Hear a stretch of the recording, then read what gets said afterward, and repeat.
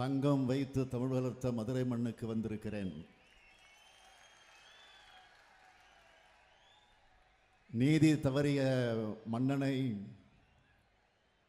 கண்ணகி கேள்வி கேட்ட மண்ணுக்கு வந்திருக்கிறேன். வீரம் விளைந்த சிவகங்கை சீமைக்கு வந்திருக்கிறேன். மதுரை சிவகங்கை தொகுதி தேர்தல் பரப்புரை கூட்டத்தில் பங்கெடுத்திருக்கக்கூடிய மாண்புமிகு அமைச்சர் பெருமக்கள்,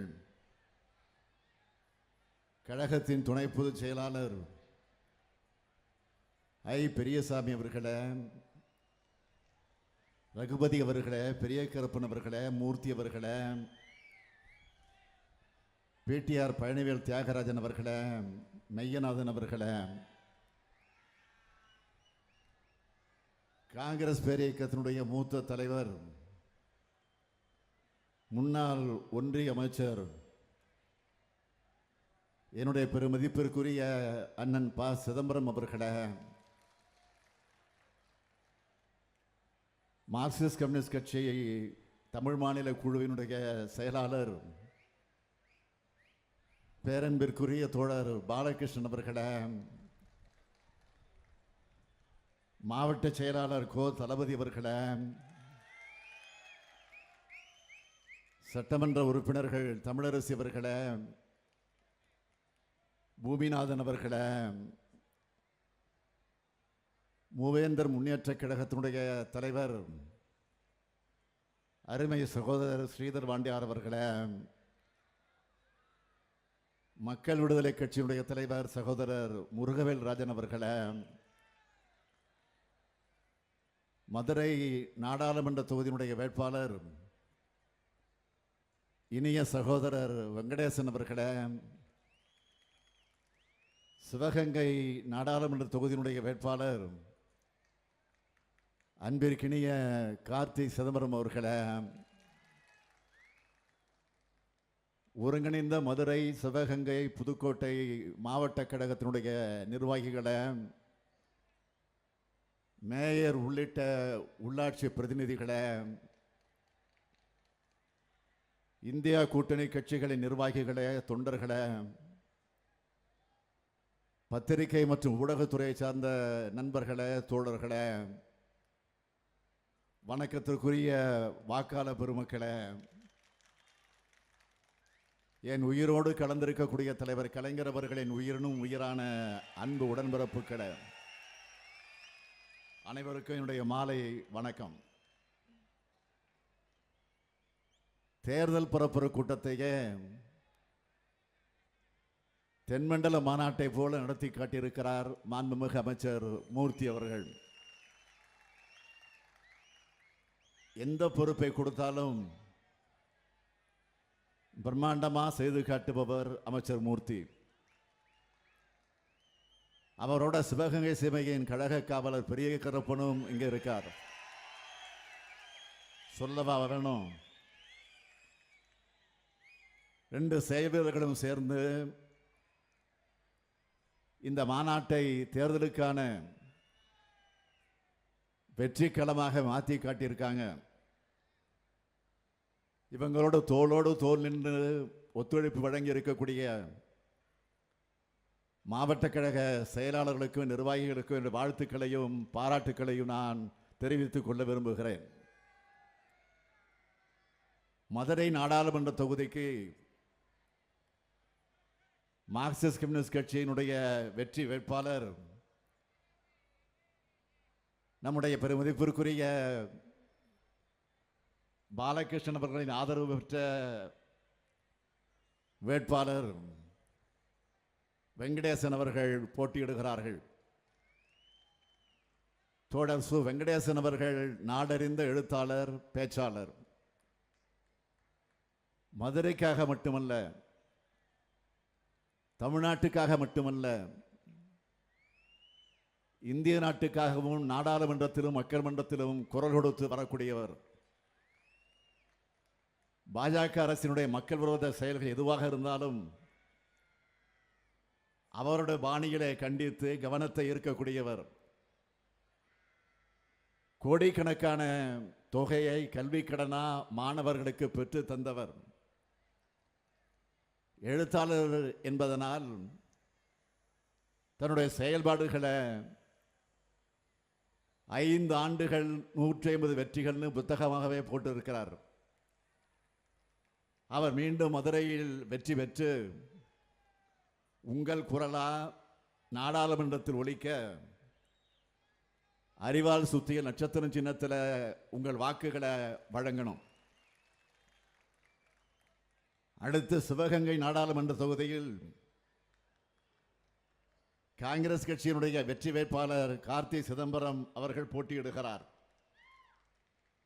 நம்முடைய மரியாதைக்குரிய அண்ணன் ப. சிதம்பரம் அவர்களுடைய அருமை மகன். இதே சிவகங்கை தொகுதியில் 7 முறை தேர்ந்தெடுக்கப்பட்டு தமிழ்நாட்டுக்கு மட்டுமல்ல இந்தியாவுக்கு பல நல்ல திட்டங்களை உருவாக்கி கொடுத்தவர் நம்முடைய மரியாதைக்குரிய அண்ணன் சிதம்பரம் அவர்கள். இந்திய பொருளாதாரத்தை தூக்கி நிறுத்திய பொருளாதார அறிஞர். அது மட்டுமல்ல, இந்த தேர்தலில் இந்தியாவின் கதாநாயகனாக இருக்கும் காங்கிரஸ் தேர்தல் அறிக்கையை தயாரித்தவர். அவர் வழியில் பணியாற்றி வரக்கூடிய கார்த்தி சிதம்பரம் அவர்கள் பொருளாதாரத்தை எளிய மக்களோடு மொழியில் விளக்கக்கூடிய ஆற்றல் பெற்றவர். திராவிட மாடல் அரசின் திட்டங்களால்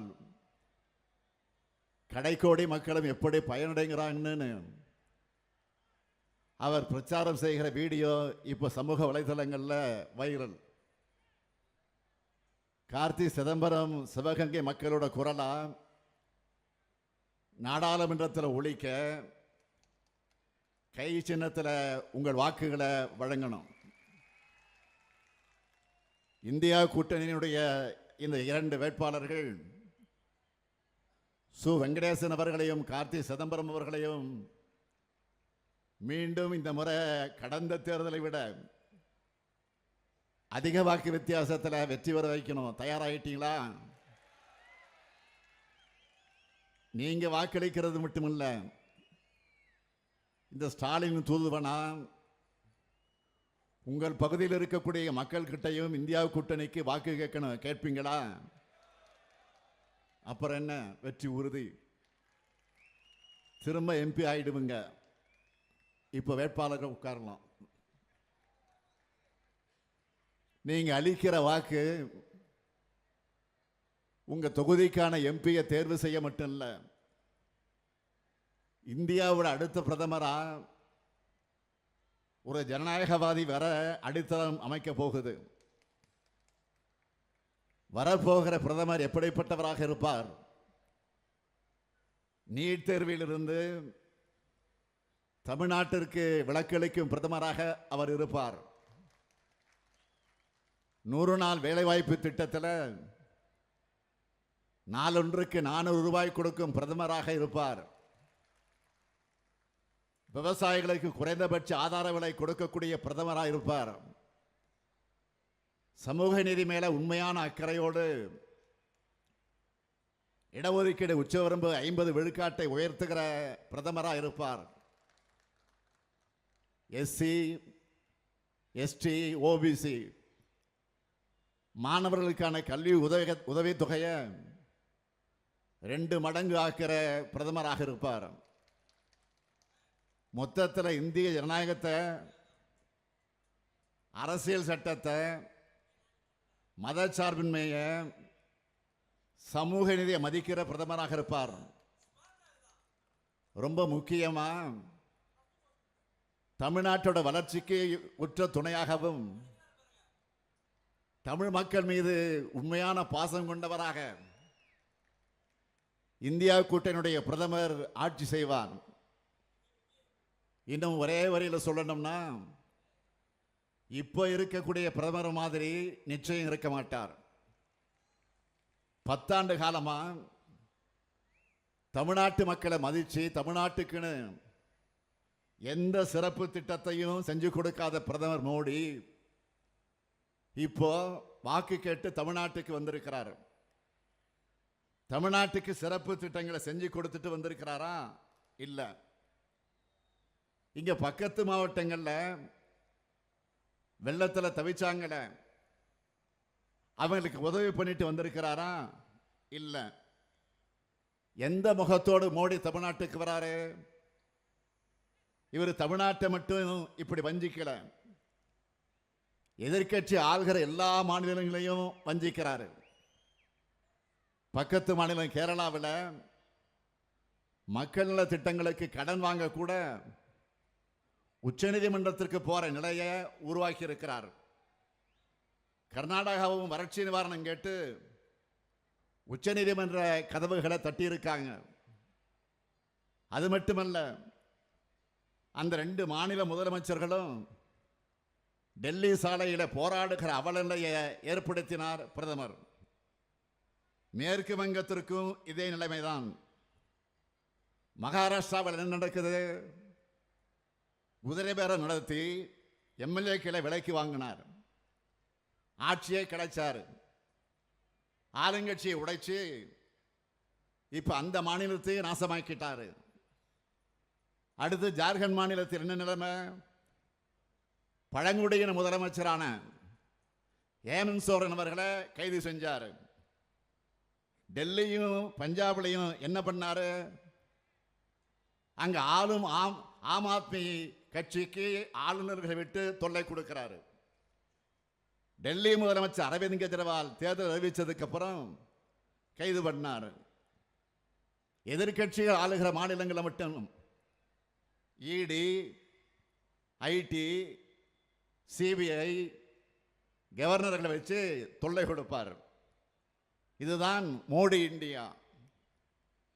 இவரை எதிர்த்து யாராவது பேசினா என்ன நடக்கும்?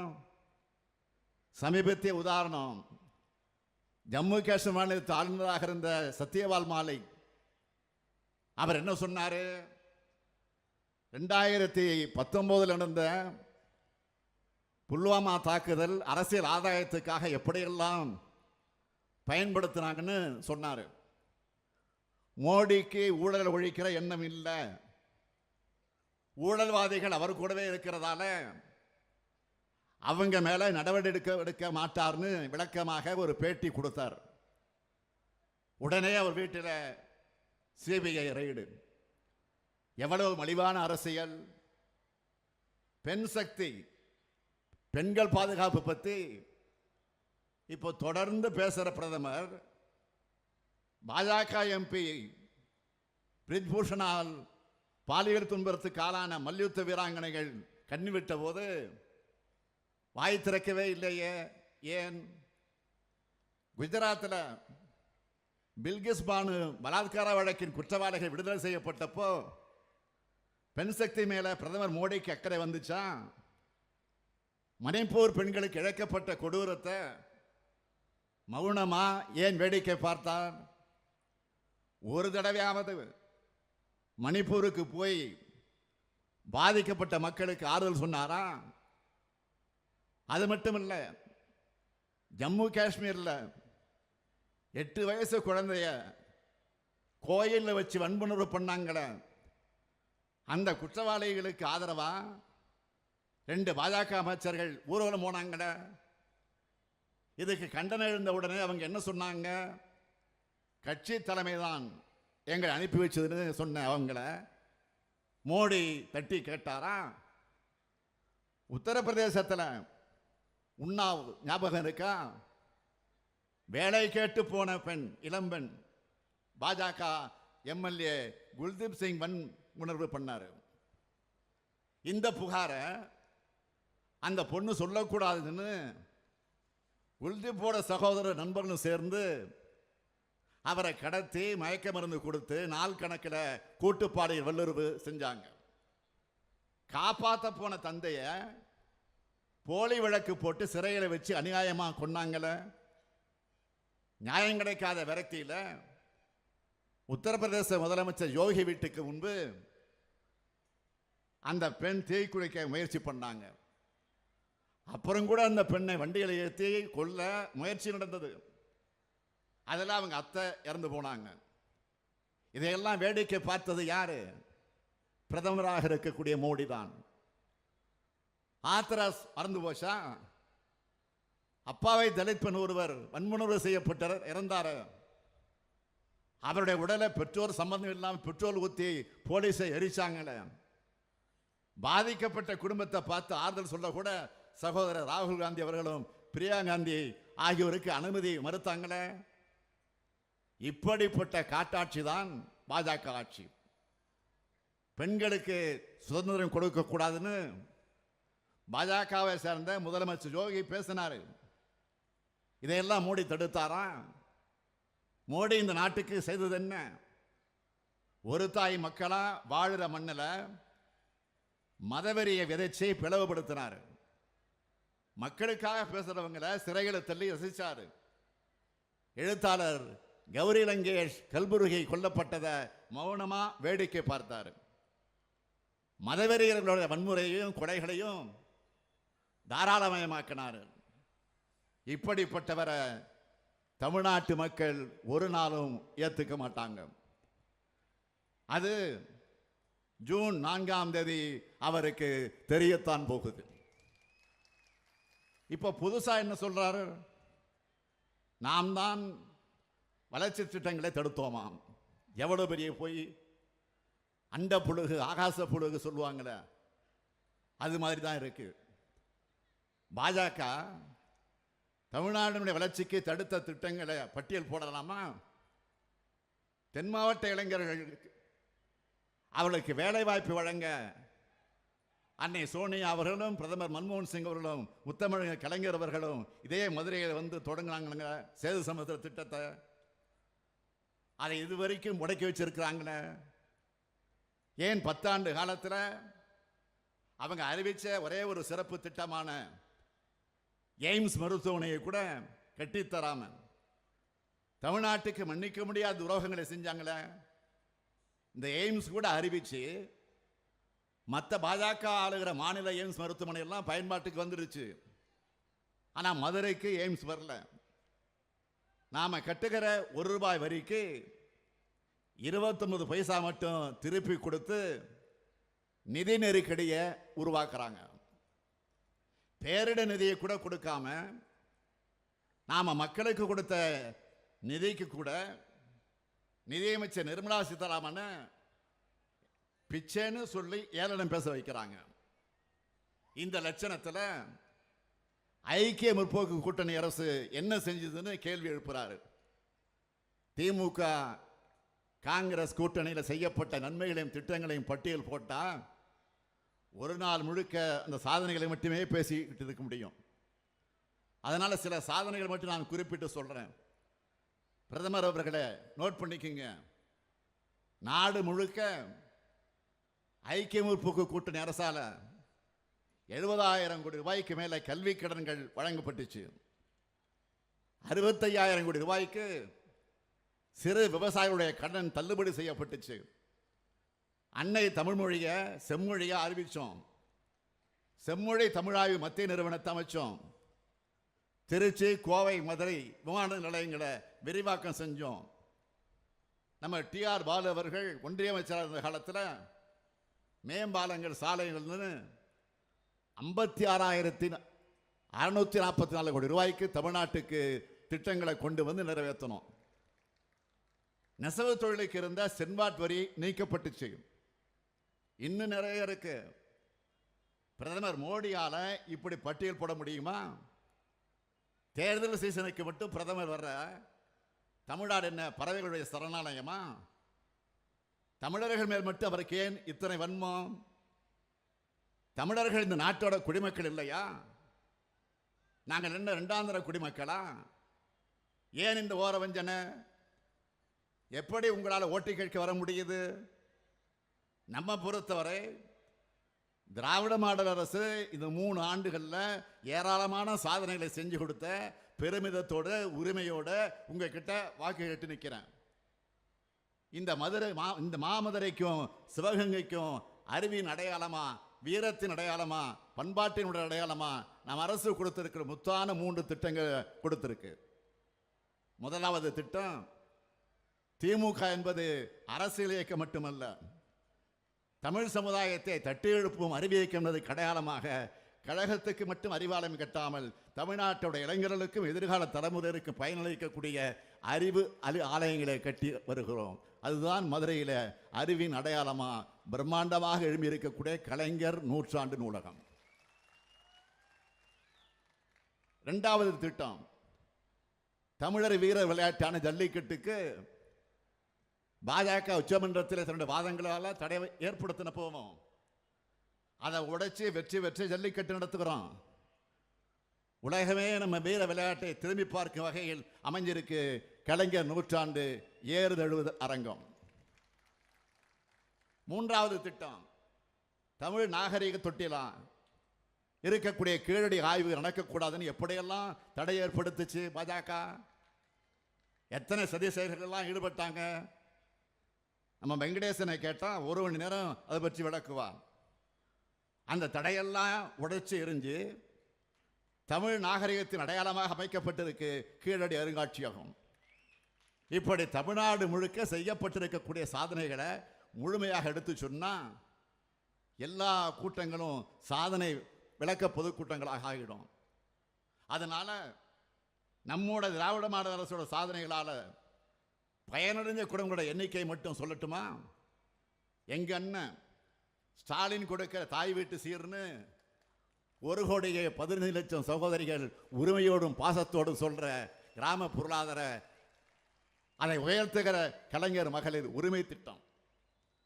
16 லட்சம் குழந்தைகள் காலையில் பசியோடு பள்ளிக்கு வராம சூடாகவும் சுவையாகவும் சுத்தமாகவும் சாப்பிட்டு பாடங்களை நல்லா கவனிக்க முதலமைச்சருடைய காலை உணவு திட்டம்.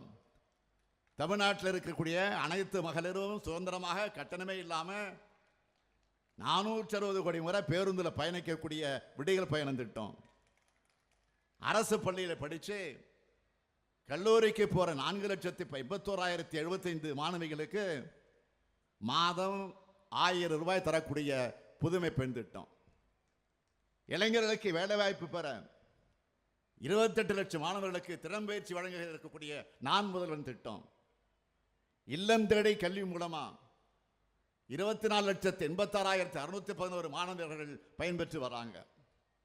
மக்களை தேடி மருத்துவ திட்டம் மூலமா இதுவரை 1,71,00,000 பேர் பலன் பெற்றிருக்காங்க.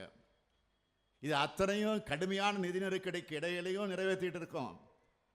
எப்படிப்பட்ட கடுமையான நிதி நெருக்கடியில் தமிழ்நாட்டை தவிக்க விட்டு போனார் பழனிசாமின்னு இந்த மேடையில் உட்கார்ந்துருக்கிற நம்ம பிடிஆர் பயணிகள் தியாகராஜன் அவர்கிட்ட கேட்டால் டீட்டெயிலாக சொல்லுவார். திட்டங்களை தீட்டுறது மட்டும் இல்லை, அதோட பலன்கள் முறையாக போய் சேருதான்னு நாங்கள் நேரடியாக கண்காணிக்கிறோம். இங்கே வர்றதுக்கு முன்னாடி ஒரு வீடியோ பார்த்தேன். அதில் மதுரை பழங்கானத்தை சேர்ந்த ஆட்டோ ஓட்டுநர் அவருடைய மகன் ஸ்ரீகாந்த் பேசுகிறாரு. மாற்றுத்திறனாளியான அவர் கலைஞர் நூற்றாண்டு நூலகத்தில் பிரெய்லி முறையில் 4 மாதமாக இடைவிடாமல் படித்து வங்கி தேர்வில் நான் சாதிச்சிருக்கிறேன். அதை பார்த்தப்போ அவ்வளோ மகிழ்ச்சியாக இருந்துச்சு. முதலமைச்சரின் காலை உணவு திட்டத்தால் பள்ளிகளில் மாணவர்கள் வருகை அதிகமாக இருக்குன்னு சர்வே வந்திருக்கு. இப்படி நம்ம திராவிட மாடல் அரசு கல்விக்கான திட்டங்களை பார்த்து உருவாக்கிட்டு இருக்கோம். கல்வியையும் மருத்துவத்தையும் நம்மோட இரு கண்களாக பார்க்கிறோம். இதை பார்த்து பொறுத்து கொள்ள முடியாதவங்க திராவிடம் என்ற சொல் மேல பயம் இருக்கிறவங்க என்ன சொல்றாங்க, எங்களை மதத்தோட விரோதிகளாக சித்தரிக்க முயற்சி பண்றாங்க. நான் அடிக்கடி சொல்வதுண்டு, மக்களை பிளவுபடுத்தி குளிர்காய நினைக்கக்கூடிய மதவாதத்துக்கு தான் நாங்கள் எதிரிகள் தவிர மதத்துக்கு எதிரிகள் அல்ல. அது மட்டுமல்ல, நான் முதலமைச்சராக பொறுப்பேற்றுக்கிட்ட பிறகு அதிகமாக கலந்துக்கிற அரசு விழாக்கள் எது தெரியுமா? இந்து சமய அறநிலையத்துறை சார்பில் நடைபெறுகிற விழாக்கள் தான். அன்புக்கு மட்டுமல்ல, ஆன்மீகத்துக்கும் அடையாளம் மதுரை தான். கள்ளழகர் வைகையில் இறங்கும் இந்த திரு ஆலவாய் நகரான மாமதுரையில் நம்ம திராவிட மாடல் ஆட்சியில் இந்து சமய அறநிலையத்துறை மூலமாக செய்யப்பட்டுள்ள சாதனைகளை சுருக்கமாக சொல்லலாமா? நம்ம அரசு பொறுப்பேற்று இன்றோடு 1069 நாட்கள் தான் ஆகுது. ஆனால் 1556 திருக்கோயில்களுக்கு குடமுழுக்கு செஞ்சிருக்கிறோம். 6082 கோடி ரூபாய் மதிப்புள்ள கோயில் நிலங்களை மீட்டிருக்கிறோம். கிராமப்புற கோயில்கள் மற்றும் ஆதிராவிடர் மற்றும் பழங்குடியில் வசிக்கக்கூடிய பகுதியில் ஆண்டுக்கு 1250 கோயில்களுக்கு திருப்பணிகள் செய்ய கோயில் ஒன்றுக்கு 2 லட்சம் ரூபாய் நிதி ஒதுக்கி இருக்கிறோம். ஒரு கால பூஜை திட்டத்தின் கீழே இருக்கக்கூடிய திருக்கோயில்களில் பணிபுரியக்கூடிய பூசாரிகளுக்கு முதன்முறையாக மாத ஊக்குத்தொகை 1000 ரூபாய் வழங்கப்பட்டு வருது. இறைவனுடைய கோயிலில் சமத்துவ நிலவுன்னு அனைத்து சாதிகளிலும் அர்ச்சகர் என்ற சட்டத்தை நிறைவேற்றி காட்டியிருக்கிறோம். ஆலயங்களில் அன்னை தமிழ் ஒலிக்க ஏற்பாடு செஞ்சிருக்கிறோம். ஏழைகளின் சிரிப்பில் இறைவனை காண்போம் என்ற பேரறிஞர் அண்ணாவினுடைய முழக்கத்திற்கேற்ப 11 பெரிய திருக்கோயில்களில் முழுநேர அன்னதானம் தொடங்கப்பட்டு ஒரு நாளைக்கு 1 லட்சம் பேர் பசியார உணவு உண்கிறார்கள். 17 திருக்கோயில்களில் மருத்துவ மையங்கள் ஏற்படுத்தப்பட்டு இதுவரை 4,70,70,000 பக்தர்கள் பயனடைந்திருக்கிறாங்க. திருக்கோயில்கள் சார்பில் கல்லூரிகளும் பள்ளிகளும் தொடங்கப்பட்டு கல்லூரிகளில் 11,065 மாணவ மாணவியர்களும் பள்ளிகளில் 13,065 மாணவ மாணவிகளும் படிக்கிறாங்க. அதனால தான் திராவிட மாடல் அரசு பக்தர்கள் போற்றும் அரசாக, அற்பர்கள் கதறக்கூடிய அரசாகவும் இன்றைக்கு இருக்கு. மக்களை பண்படுத்தத்தான் ஆன்மீகத்தை பயன்படுத்தணுமே தவிர பாஜக மாதிரி மக்களை பிளவுபடுத்த பயன்படுத்தக்கூடாது. நம்ம நாட்டை பாஜக 100 ஆண்டுகள் பின்னோக்கி இழுத்து சென்றிருக்கிறது. இந்தியாவை மீட்டு மீண்டும் வளர்ச்சி பாதைகளை நடைபெற வைக்க பல்வேறு வாக்குறுதிகளை தேர்தல் அறிக்கையில் சொல்லி இருக்கோம். திமுகவோட பல வாக்குறுதிகள் காங்கிரசுடைய தேர்தல் அறிக்கையிலும் எதிரொலிச்சிருக்கு. சிலவற்றை மட்டும் தலைப்புச் செய்தியா நான் சொல்றேன். இந்தியா கூட்டணி ஆட்சி அமைஞ்சதும் நாடு முழுவதும் சமூக பொருளாதார சாதிவாரியான கணக்கெடுப்பு நடத்தப்படும். எஸ்சி எஸ்டி ஓபிசி பிரிவினருக்கான காலி பணியிடங்கள் ஓராண்டிற்குள் நிரப்பப்படும். சர்வதேச சந்தையில் கச்சா எண்ணெய் விலை குறைஞ்சாலும் இந்திய மக்கள் கிட்ட பாஜக அரசு அதிக விலைக்கு வித்து லாபம் பார்த்த பெட்ரோல் டீசல் கேஸ் விலை குறைக்கப்படும். சிறுபான்மையின மக்களுக்கான எதிரான சட்டங்கள் ரத்து செய்யப்படும். தொழிலாளர் விரோத சட்டங்களும் ஜிஎஸ்டி சட்டமும் சீர்திருத்தம் செய்யப்படும். விவசாயிகள் கூட்டுறவு அமைப்புகளையும் வங்கிகளில் வாங்கியிருக்கக்கூடிய கடனும் வட்டியும் தள்ளுபடி செய்யப்படும். தேசிய நெடுஞ்சாலைகளில் மக்களை சுரண்டுகிற சுங்கசாவடிகள் முற்றிலுமாக அகற்றப்படும். வங்கிகள் மினிமம் பேலன்ஸ் இல்லைன்னு சொல்லி அபராதம் விதிக்கக்கூடிய முறை நீக்கப்படும். மதுரை திருப்பதி ரயில் மீண்டும் தொடங்க நடவடிக்கை எடுக்கப்படும். மதுரை போடி ரயில லோயர் கேம்ப் வரை நீட்டிக்க ஆவணம் செய்யப்படும். மதுரை விமான நிலையம் உலகத்தரத்துக்கு உயர்த்தப்படும். மதுரையில் ஒன்றிய அரசோட தொழில் நிறுவனங்கள் அமைக்கப்படும். காரைக்குடி முதல் நத்தம் வரை சிங்கமுனரி கொட்டாம்பட்டி வழியாக 4 வழிச்சாலை அமைக்கப்படும். இப்படி வாக்குறுதியில் கொடுக்கிறோம்னா திமுக என்றாலே சொன்னதை செய்வோம், செய்வதைத்தான் சொல்லுவோம். இப்படி நம்ம ஆட்சிக்கு வரும்போது செய்ய இருக்கிறத பற்றி பேசினா பிரதமர் மோடி என்ன பேசுறாரு? மத உணர்வுகளை தூண்டி இந்த நாட்டு மக்களை பிளவுபடுத்த முடியுமா? வாக்கு அரசியல் பண்ண முடியுமா? மூழ்கிட்டு இருக்கக்கூடிய பாஜகவையும் தன்னுடைய இமேஜையும் கரை சேர்க்க முடியுமான்னு திசை திருப்பும் அரசியல் பேசுறாரு. மக்கள் ஆதரவோட நாடு முழுக்க பேசப்படுகிற நம்முடைய திராவிட மாடல் அரசு குஜராத் மாடல்னு போட்டோஷாப் மூலமா போலியா கட்டமைச்சு அந்த மாடலை உடைச்சி நொறுக்கிடுச்சே என்ற அந்த வன்மத்தில் தமிழ்நாட்டுக்குள்ள மட்டும் பொய் பிரச்சாரம் செய்வதில்லை, வட மாநிலங்களையும் தமிழ்நாட்டை பற்றி பொய்யான தகவல்களை ஆதாயம் தேட முயற்சிக்கிறார் பிரதமர். இன்னொன்று சொல்லுகிறார், கொடுத்த வாக்குறுதிகளில் 99 விழுக்காட்டை நிறைவேற்றிட்டேன்னு சொல்ற பிரதமர் மோடி அவர்கள் வெளிநாடுகளிலிருந்து கருப்பு பணத்தை மீட்டுட்டாரா? எல்லா இந்தியர்களுடைய வணிக கணக்கிலையும் 15 லட்சம் ரூபாய் போடுவேன்னு சொன்னாரே, போட்டுட்டாரா? ஆண்டுக்கு 2 கோடி பேருக்கு வேலை, 10 ஆண்டுகள் 20 கோடி பேருக்கு வேலை கொடுத்துட்டாரா? உழவர்களுடைய வருமானத்தை 2 மடங்கு ஆக்கிட்டாரா? விலைவாசியை குறைச்சிட்டாரா? இந்திய நதிகளை இணைச்சிட்டாரா? எல்லோருக்கும் வீடு கொடுத்துட்டாரா? குழாய் மூலம் எரிவாயு இணைப்பு கிடைச்சிருச்சா? பெண்களுக்கான நடமாட வங்கின்னு சொன்னார, அதை எங்கேயாவது நடமாடி பார்த்தீங்களா? பெண்களுக்கு 33 விழுக்காடு இடஒதுக்கீடு செயல்படுத்திட்டாரா? வடகிழக்கு மாநிலங்களோட வளர்ச்சிக்கு முக்கியத்துவம் தரப்படும் சொன்னார, மணிப்பூருக்கு நேர்ந்தது என்ன? அரசியல் தலையீடு இல்லாம புலனாய்வு அமைப்புகளை செயல்படணும் சொல்லிட்டு இடி, ஐடி, சிபிஐ எல்லாம் இன்னைக்கு பாஜகவினுடைய துணை அமைப்புகளாக மாத்திட்டாரு.